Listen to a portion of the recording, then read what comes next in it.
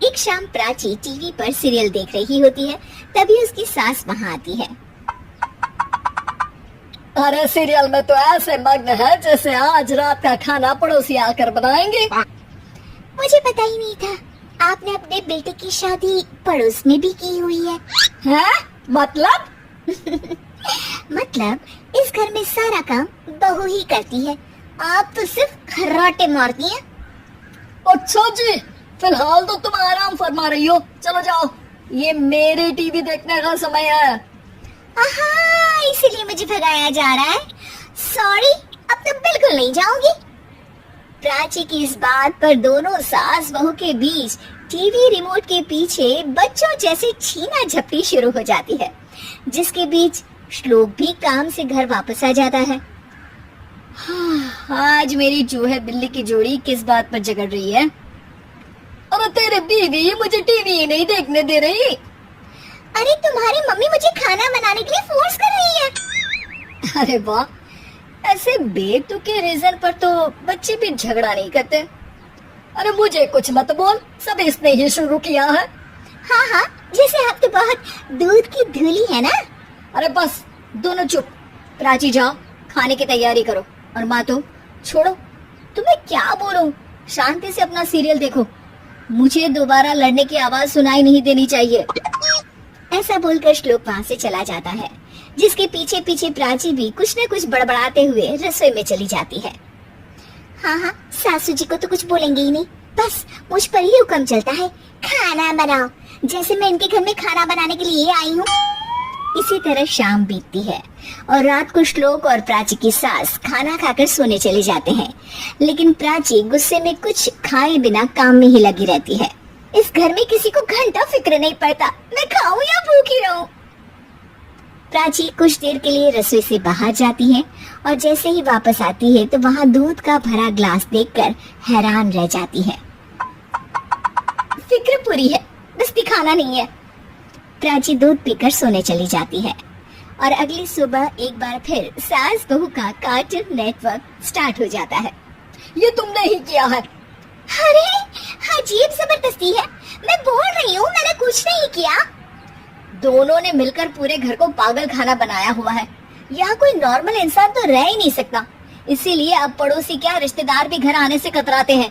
अरे सुन बेटे, तू भी चंगा, तेरी माँ भी चंगी, तेरी बीवी भी चंगी, रिश्तेदार। हाँ जी, आपको नहीं पता क्या, गंगाधर ही शक्तिमान है, रिश्तेदार ही। हाँ हाँ, बस समझ गया। कभी जानवरों जैसे लड़ेंगी तो कभी जुगलबंदी करेंगी। भाई मैं आप दोनों के बीच में नहीं फंसना चाहता।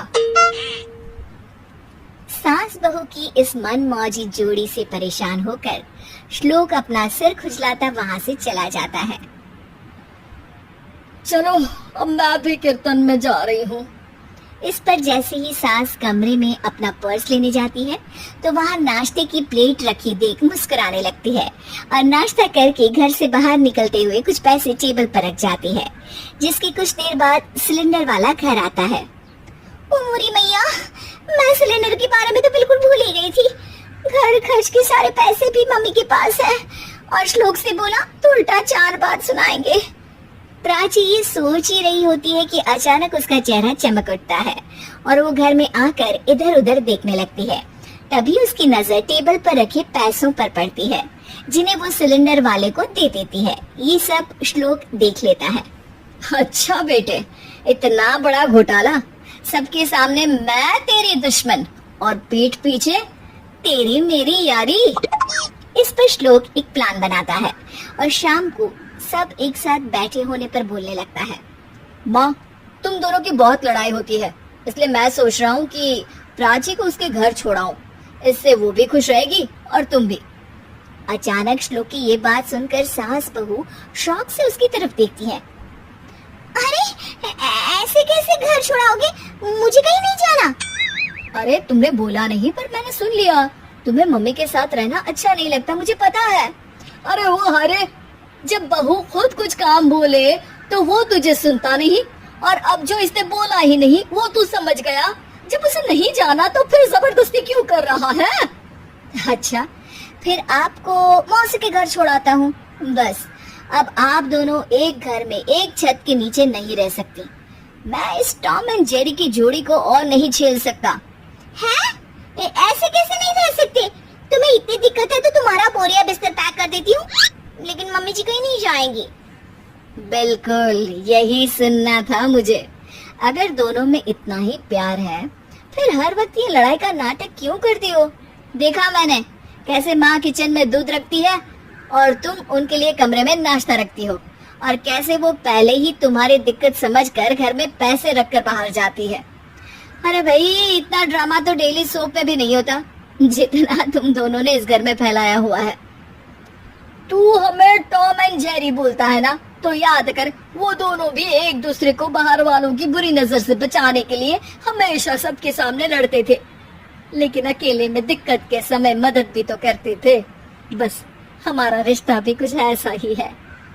और वैसे भी अगर सास बहू में तू मैं नहीं होती तो दुनिया वालों को कहानियां कैसे मिलेंगी?